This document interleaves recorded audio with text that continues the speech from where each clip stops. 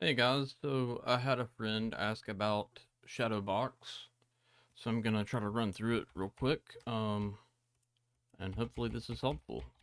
I actually learned a few things exploring it, so alright.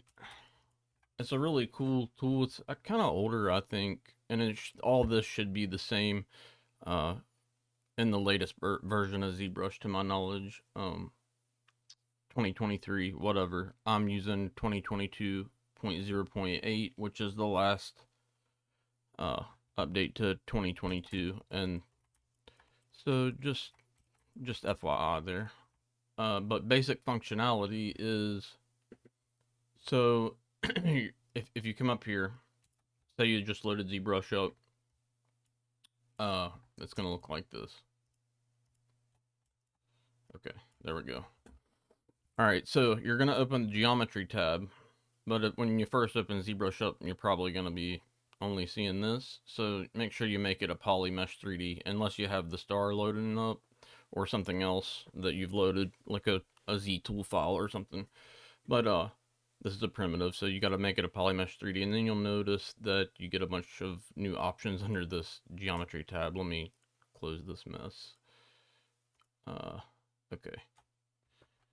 So Shadowbox is right here, and I always keep my subtool tab open, but so you come down to geometry and then Shadowbox, and now it's going to look at what you have here, and it's going to try to, it gives you sort of a way to use a 2D plane, or three 2D planes rather, to make a 3D shape with masking. So you can set your resolution here, and I'll show you some examples just quickly. So what it does is it's taking what I had there, and it's trying to make a shadow box silhouette of it. And you'll notice it's I'm facing forward here towards Z.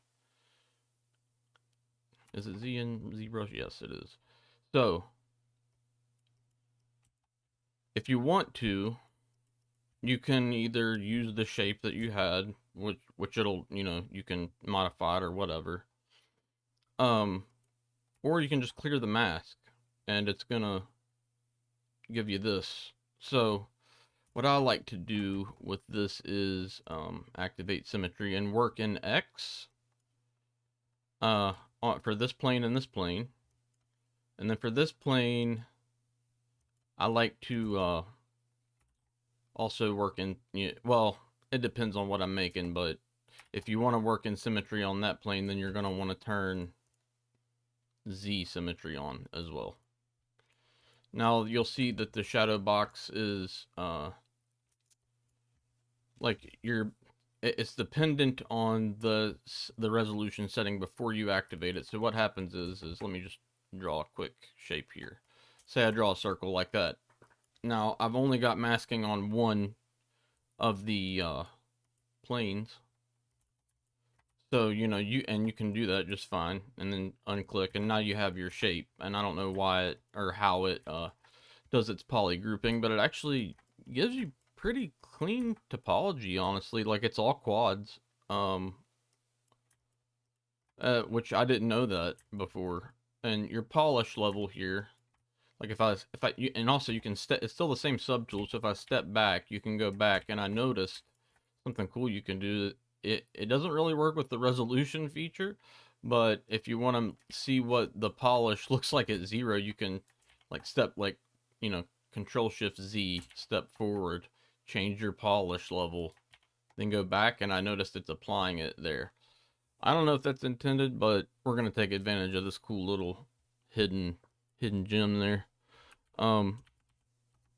So I'm just gonna keep playing with this for a second just to show you some of the different results. It seems like an open circle, and I played with this for a while before I made this video, but it seems like the open circle gives you tighter edges around wherever it's creating the poly groups. So if I step forward here, and so this was closed circle of, like, let's go up high. So 73 closed circle polish, which is what it is at default. You get a very, like, rounded thing here, and we'll step forward and open the circle, step back, and you see it's kind of holding that edge a little sharper, which I kind of prefer that, but whatever you want.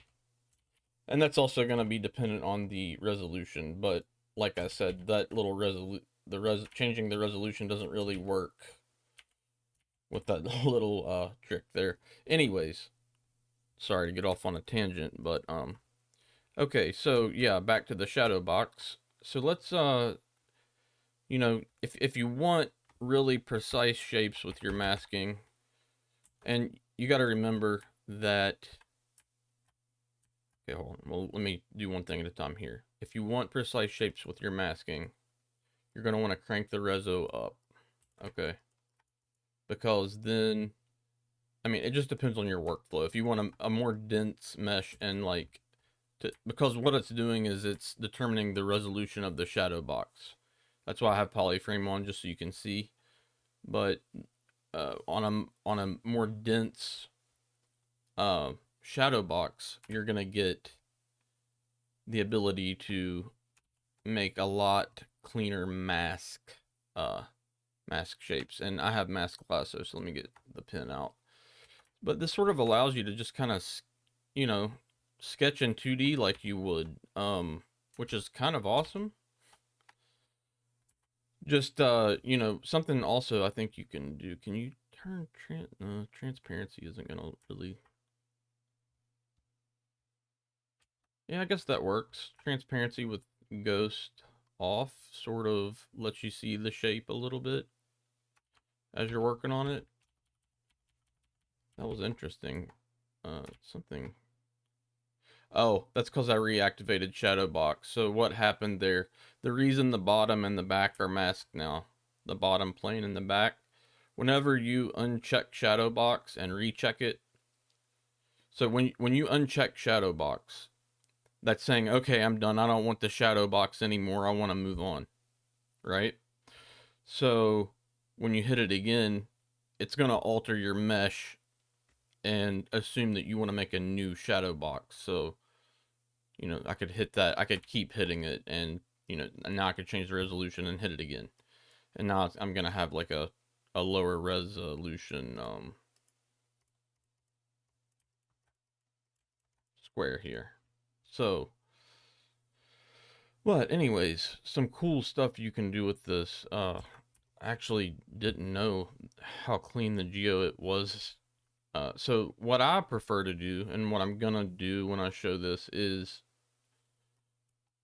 uh, I'm gonna turn the resolution down a little bit first of all. So I'm gonna go back to where I had my cylinder.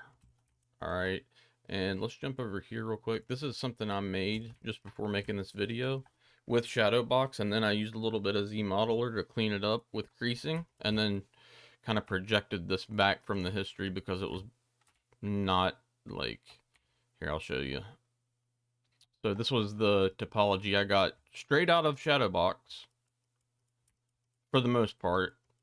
You know, I creased it and polished by features.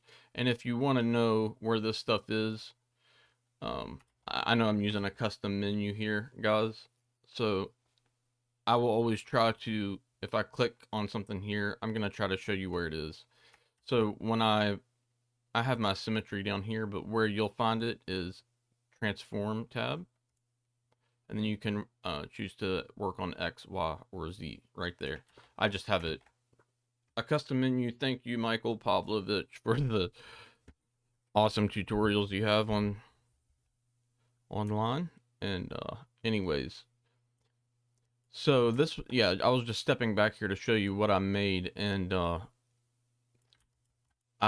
what I was curious about is if I could use Shadowbox to also like make another part to this, and you can, I think. So what I'm gonna do is like try to make some sort of wacky handle really quick with it, just since I showed the basic functionality. Now forgive me if it turns out looking like crap, but hopefully this gets the point across.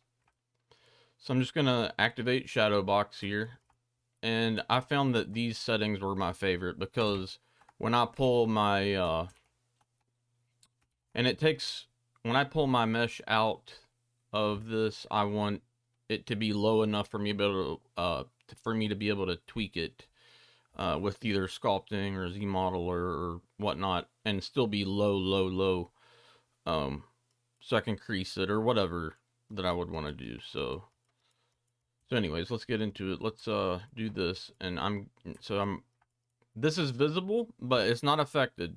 It's only going to take into consideration what you have selected when you hit Shadowbox, okay? So, and yeah, this is probably not ideal because the blade is a bit, I scaled it down a bit. So now the handle is so tiny that it's not using the full bounding box, meaning I'm going to have less squares to work with my mask here. But I can always make a handle and then scale the blade up, or, which is what I think I'll do. I think I'll probably, I just wanted this visible so I could get a feel for like the size basically that I want. But I think, yeah, actually, I wonder if I could unify. If I unify, let me see what happens if I. So this is the topology I ended up with, the low, by the way, for the blade. And, I just set crease levels. So when I subdivide it, it's holding that sharp edge there. But, all right, let's just do it. So that's gonna be smaller, but anyways. So what I could do is come in here, and in this case, since it is smaller, I'm gonna turn the resolution up a little bit, just because I'm working with less squares. It's not using the full box per se, which is fine. I'm just gonna turn it up though, like maybe double. That might be a little much. No, it's probably good. Probably good.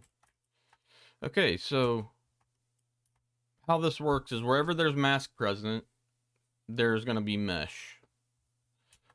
So, you can either clear it and that gets rid of the thing you had entirely, or you can start making something from it. So I'm gonna do that, and let's see, can you, yeah, see, with ghost on, or with ghost off rather, you can kind of see through to the other shape, and that's helpful. So I'm just gonna come in here with my mask brush, and let's turn ZSim on really quick. Well, actually, you kind of have to think this in 3 dimensions, even though it lets you work, and I'll show you what I mean. So let's make it thinner first of all. So I'm just going to start erasing my mask here. You'll notice it makes the mesh thinner there. Now if it's staying wide in some of the areas, I'll show you why. Let's try to get like a little bit of a, actually let's curve it this way. It is a handle after all. So let's do that. Okay, and now, so this plane is going to dictate, and let me turn symmetry off while I'm working on this plane for this particular mesh. But you'll see if I come through here and start erasing my mask, you can actually, and it's not wanting to go through, so it's best to you can just look at the shape of the mask, because otherwise you're going to have to either turn transparency and ghost mode off so that you can see through to your shape, but that's only because I'm trying to fit it around another thing right now, so not really a big deal. But you'll see, just like whatever shape I'm drawing here, and this is probably a really awesome feature for people who are more used to 2D, actually. Like,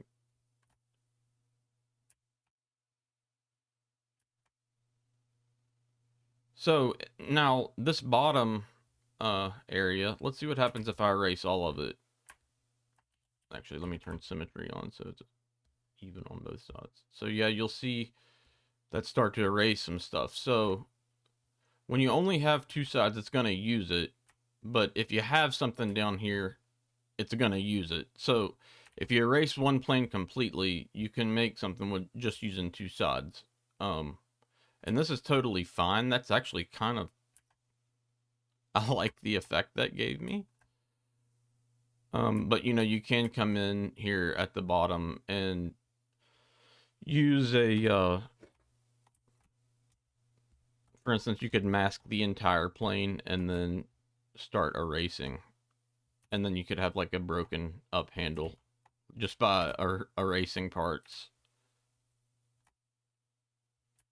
Or, you know, that could be your handle wrapping, mesh for handle wrapping that you could use. And it's polishing it a bit hard there, or either that or something is making it, yeah, it's the mask's very thin at the top of this one. That's why it's so thin.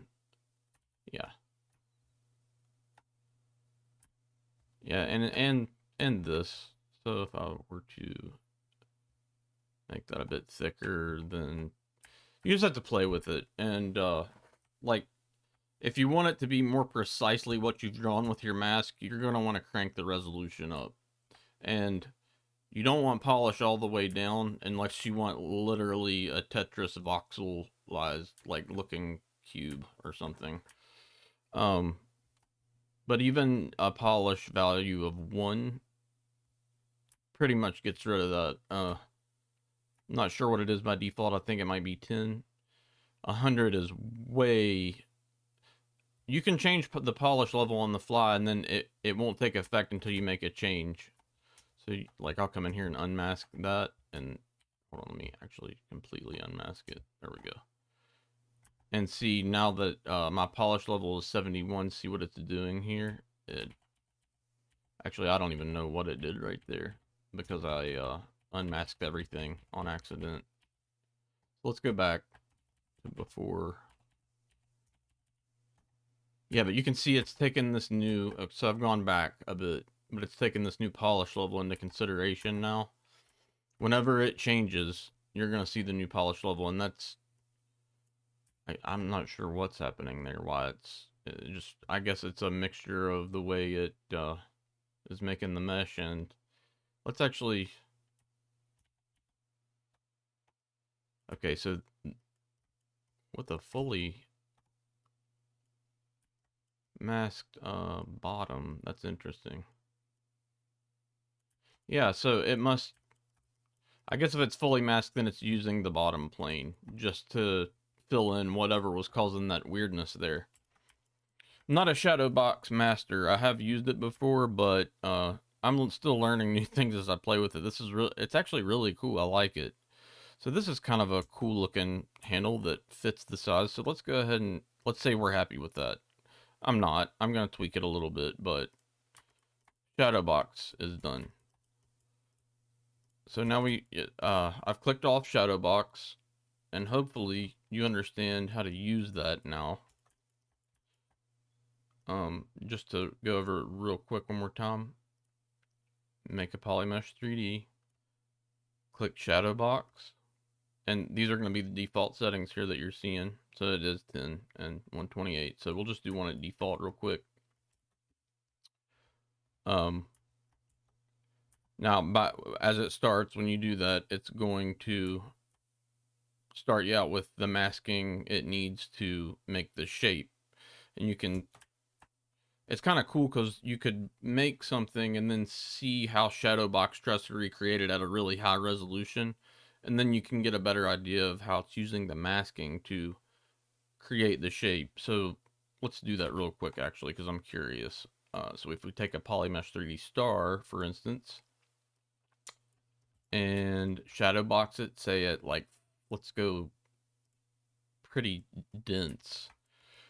And you can go even higher than that. I don't want to, that's 400,000 polys though, so I'm not gonna go higher than that. But this way you can see what you would need to actually do to make a star, and then you know, work accordingly for what you want. But I think it's just very useful just to get a simple shape out really quick. I mean, there's probably 500 different ways to do that in ZBrush, but again, if you're a 2D artist, it's pretty cool. And I'm really more impressed by the topology because I like to work with ZModeler a lot lately, and this topology is very easily creasable and Z-remeshable to something low and very quick. So let's go ahead and let's frame this. If my keyboard is loud, I apologize. It is mechanical. Not really much I can do about that at this given moment, but scale this handle up a bit. I'm going to use some gizmo fall off to kind of make this wider up here. That's a little wide. Actually, let's just scale. Ooh, or maybe inflate. Yeah, there we go. I love gizmo fall off. This is one of I think one of the features I use the most since it came out. Am I using transposed cloth or something? I think I was.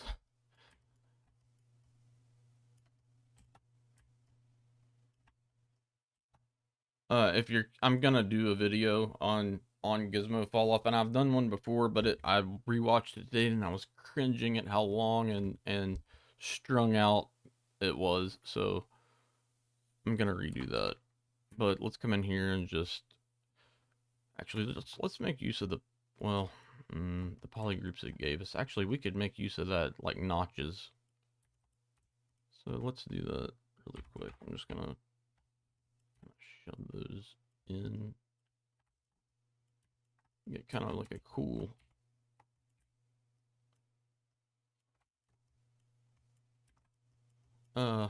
like finger grips maybe. That is a bent blade. Maybe the sharp part should have been on the, I don't know. Maybe there is something sort of like this. I didn't reference anything when I was making this. I just wanted to make a cool swooped, sort of semi-sharp shape. This one's a bit sharper, actually, especially once you divide it up. It's a lot sharper, actually, but yeah, we'll go with that. That looks a bit more. That looks a bit more deadly. I think maybe it'll actually cut something.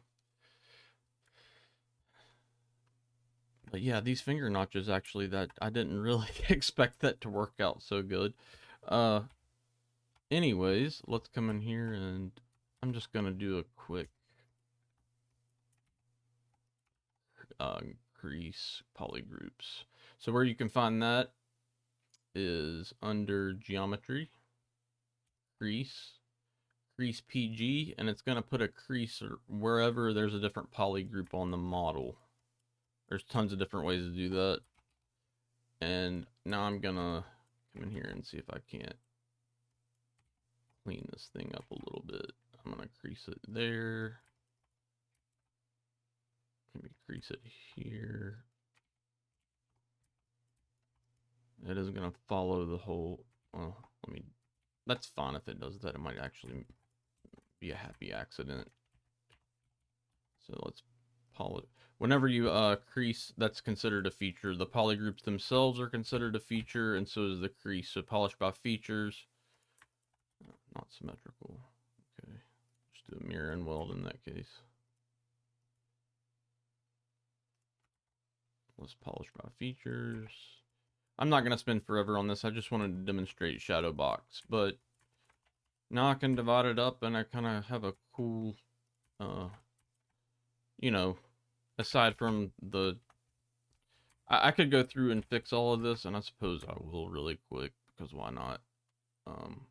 Let's see, let's grab that poly group,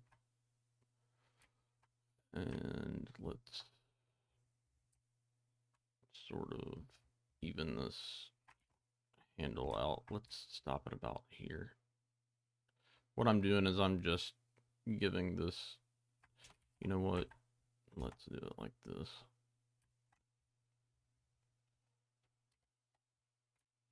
There, that's easier.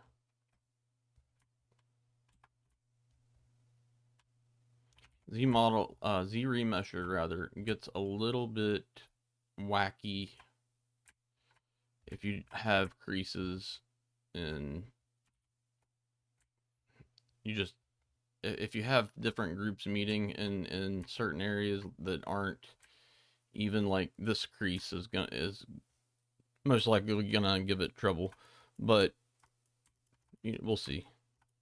Like I'll run a quick Z-Remesher and at about one target, no adaptive size for more even quads. Oh, see, it does not contain polygon. What? What is my position here? I know I have symmetry on, but it doesn't contain polygons. How do you figure that? Let's see what my position is.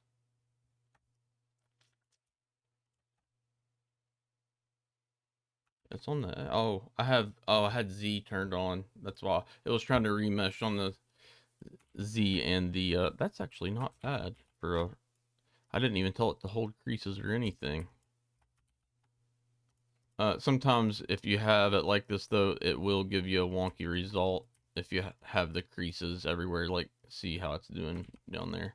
It's trying to keep those, but it's not able to really. I think I'm just gonna do a regular remesh in this case and take it from there. And obviously you can come in here and sculpt on it or whatever. Push that in, push it in.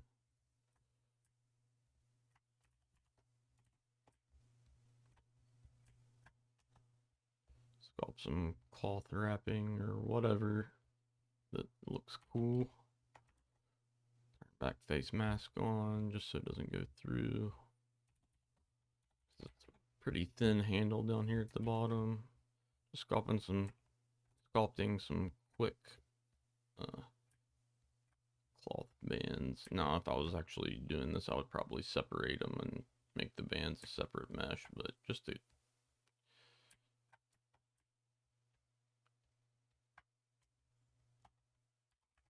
give it a little H polish up here.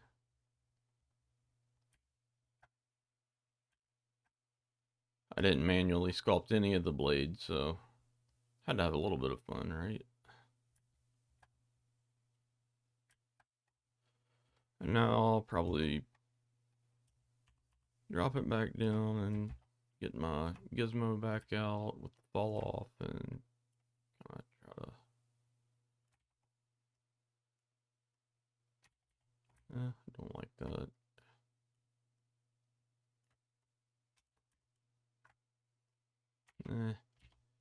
Yeah, I like it like that. We'll just leave it.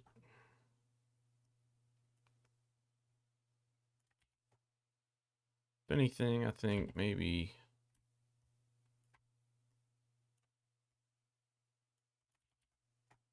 Let's see.